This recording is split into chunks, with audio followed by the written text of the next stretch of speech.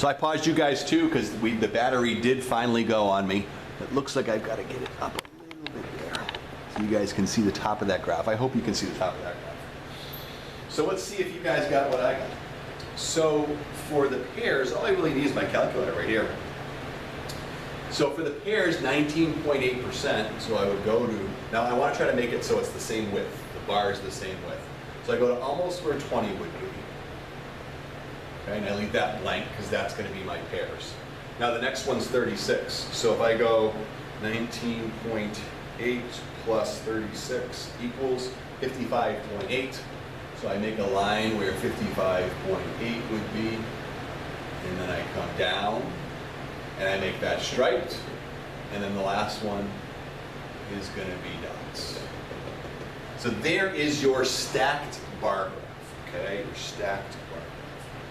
All right, so that is a way to distribute categorical variable when you want to compare them.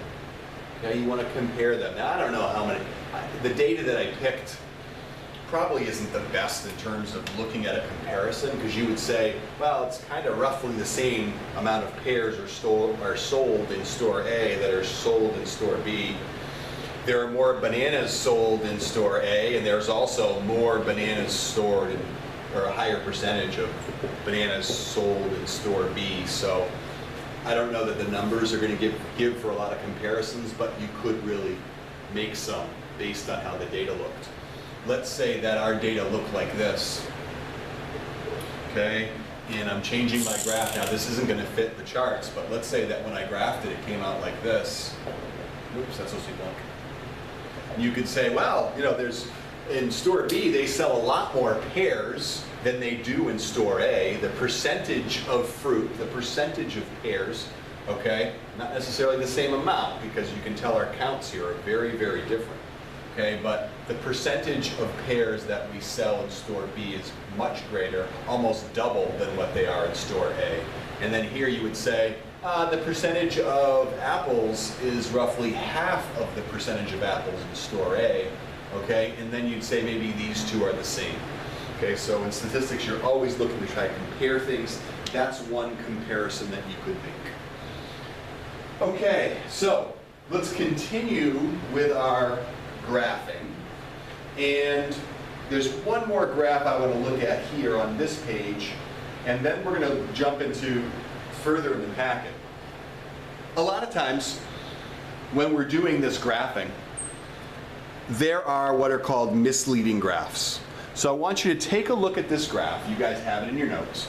Take a look and see what you think is misleading about this. Okay, and then see if you can think who has, maybe who's created this? Who has created this ad? Take a look. You can pause it if you want.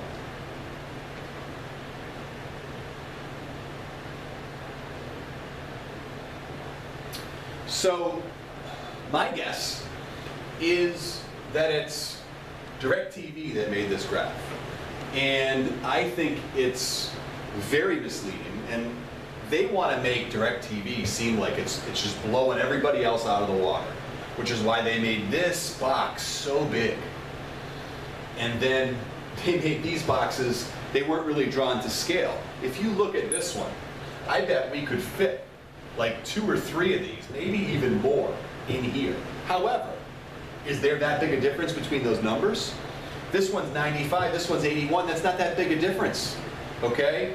And then they get this one, 56. I bet you, let's see, you take that like that, and I have 1, 2, 3, 4, 5, 6. So if you looked at the graph, the sheer area of space for DirecTV and for cable, it would make you think that there's 4 times as many people that are taking DirecTV than there are cable, when that's really not the case.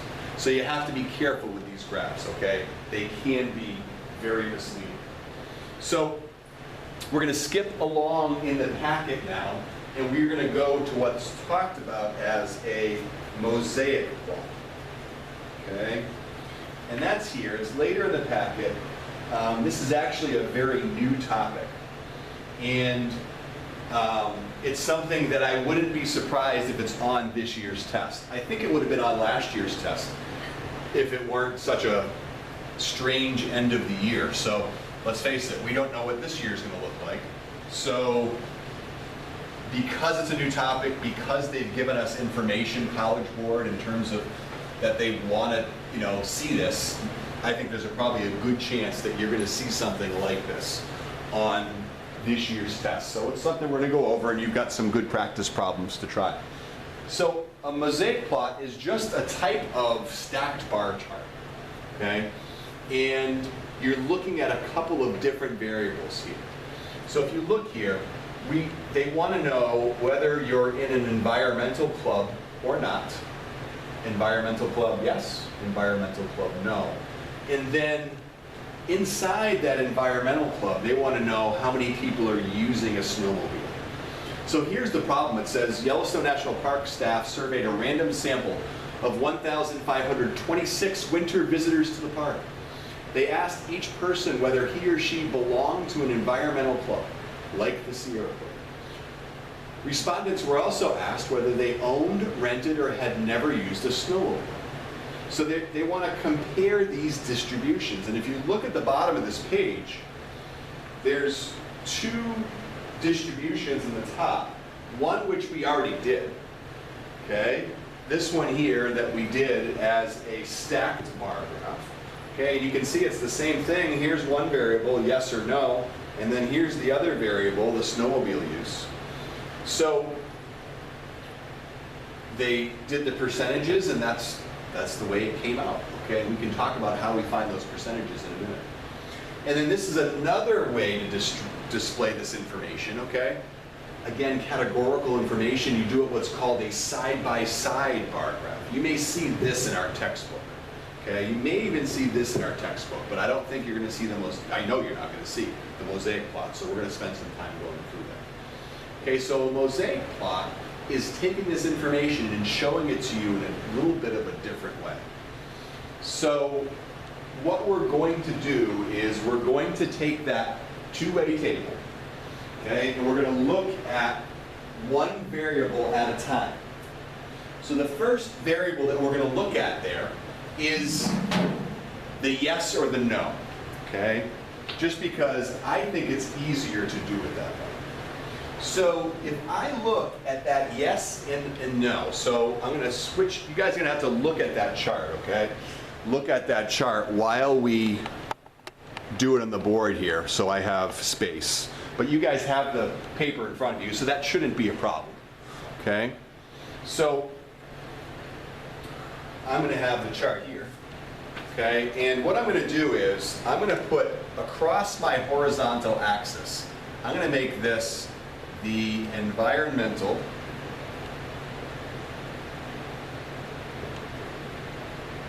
club membership. And it might help you to make this graph on a piece of paper, maybe here, maybe make the graph here. You're going to see the graph below, but to actually see it done and have it in your own handwriting might make sense, might make the problems easier. So now, what can happen? What's the different things that can happen for environmental club? Well, you either are in it or you're not. So let's see what percent, this is all about percents, okay? Because when I do this, again, I'm going to be putting percents over here. Okay? So when I look at these percents, I want to see what percent of people said no and what percent of people said yes. So for no, there's 1221 divided by my total, which is 1526, 1526. So 80%, okay, 80% of these winter visitors to the park are not in the environmental club. So I'm going to make this over here. That looks like it's about 80%, okay? And this looks like it's about 20%, okay? You don't have to write the percentages, okay? I'm just trying to show you how I'm thinking this out. So when I draw that, okay, I'm gonna have like a little line there. This would be no, and this would be yes. Ideally, I'd leave a little bit more space there. Okay, so here's my no, and here's my yes. Now,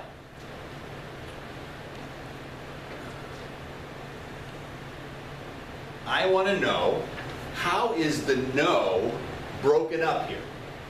Okay, so the no can be broken up as never used, renter, or owner.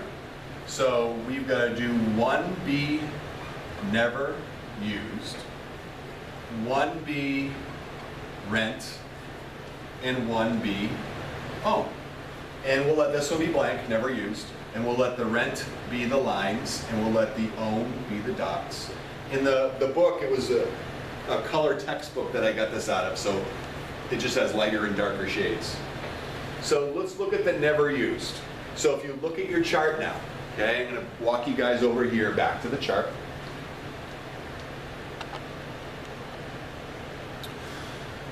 We are seeing how no is being broken up. So this is where I'm looking. This is what's important to me now. It's called a conditional distribution, which we're going to talk about in a minute. Okay? So I'm interested in how this is broken up. And that's what's going to be in this part of my graph. You couldn't see that. Okay, and then I'm going to break this up. So those are the numbers that I'm going to be referring to in a second here. All right, so I'm going to move you back. And we're going to look over here.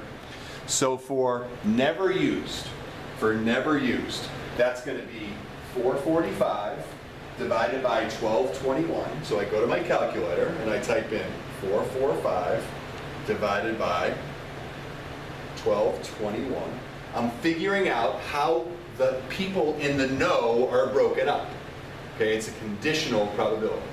What percent of people that are not in the environmental club never used a snowmobile, rent it, or own it? So when I divide 445 divided by 1221, okay, I get 36%. So when I look at my percents here, again, this has got to add to 100, 10, 20, 30, 40, 50, 60, 70, 80, 90, 100. I'm just really doing that stacked bar chart again. That's really what I'm doing. Okay? So the first one we said was what? 36.5%. So I go to where I think that is. I go over and I leave that blank. That's my never. Now the next one is the renter. So if you look at the chart for renter, it says 497 divided by my total 1221. And that's going to be about 41%.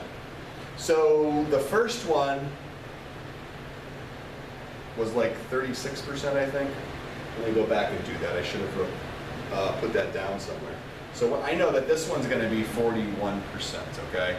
And the top one was, yeah, well, we said it was like 36%. So if I say 36 and 41 and I add those on my calculator, I get to, what's that going to be, 77? So I go up to 77 where I think that is, and I go over, and that's going to be rent, so that's going to be with lines.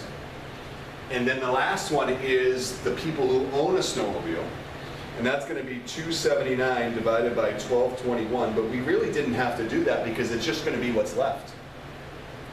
And then I do my dots.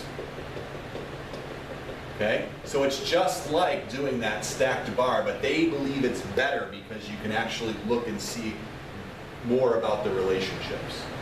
Okay, so now I want you guys to pause the video and do the yes. So we're looking at just the yes column in the two-way table. Okay, look at just the yes column and see how that's broken up. I'm going to start it. Hopefully you've paused the video. So for yes, it's 212 out of 305. 212 divided by 305. And that's going to be about 70%. So the first one's 70%.